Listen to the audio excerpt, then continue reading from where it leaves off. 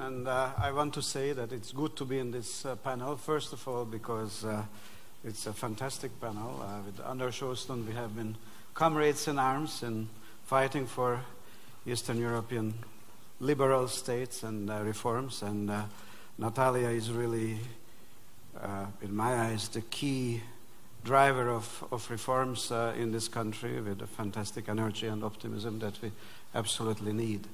And also because economic reforms and the civilian security sector reforms are actually very deeply and intimately linked. And with Natalia, we have explored avenues to contribute to her efforts in the framework of our mandates, customs linked to border management. We are going to try to help pretty much in the same way as Natalia very eloquently described the logic of change in the police force. I think that is very important. By the way, to that one does need to add very radical legislative actions. And my basic message to you is that much is being done. I do agree with the Financial Times that this is the most reformist government that Ukraine has ever had.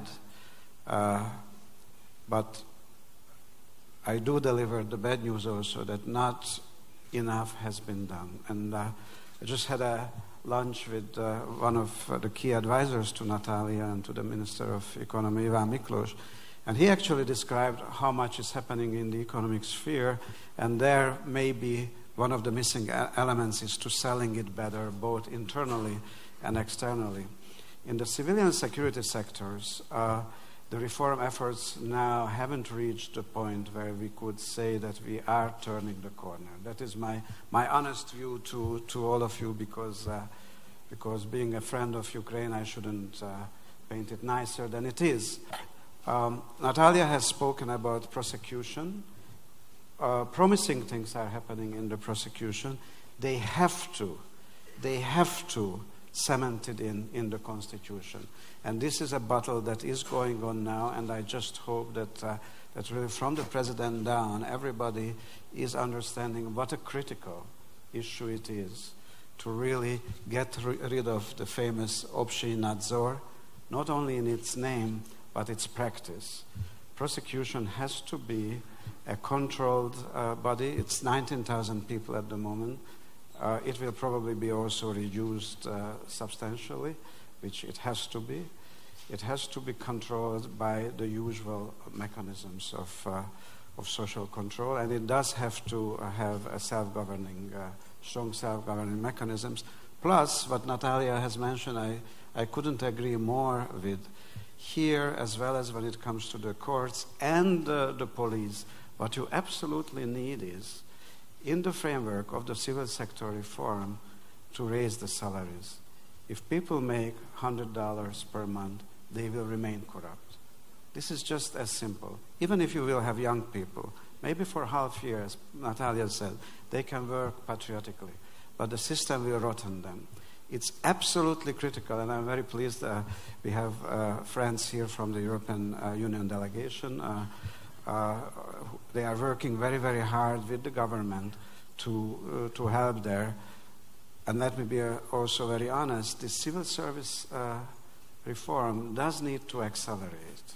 It's really important and vital, and particularly in the strategic areas where eliminating corruption is so vital, you do need to really make sweeping radical changes in a short period of time. Given that those are not being made at the moment, in your view, are you really saying you are discouraged by the lack of movement and progress in those areas? No, I'm not saying that there is no progress. What I'm saying is... No, not no progress, but clearly far from enough in your view. It hasn't yet reached a critical mass. We have to work to reach the critical mass, and the constitutional work is critical. It's also critical. There are a package of draft legislation in the Parliament in the area of the Minister of Internal Affairs. This legislation, frankly, has to be improved. I saw a piece, funnily enough, on BBC World News, I don't know if any of you saw it as well, only last night, by David Stern, our correspondent here, which was highlighting 2,000 new recruits to the Ukrainian police force, of which 25% were women, all of whom expected to be given an extremely hard time once they got into the police force, from anyone senior to them. Is a project like that, is a move like that, a sign of encouragement in your view, of a good step forward, or frankly a small PR operation? No, it's a good step forward. My message is that it's not enough, but it's a good step forward. This kind of project-based approach to reforms is very important, particularly now in Ukraine, but it has to be really sustaining the momentum and reach the critical mass to change this, the character of the Ukrainian state, which is really, unfortunately, deeply rooted, as again Natalia so eloquently mentioned, in the 70 years of socialism. The prosecutor's situation is the result of Joseph Vissarionovich Stalin and Wyszynski, and we have to change this very resolutely and very radically. And there is a lot of inertia out there.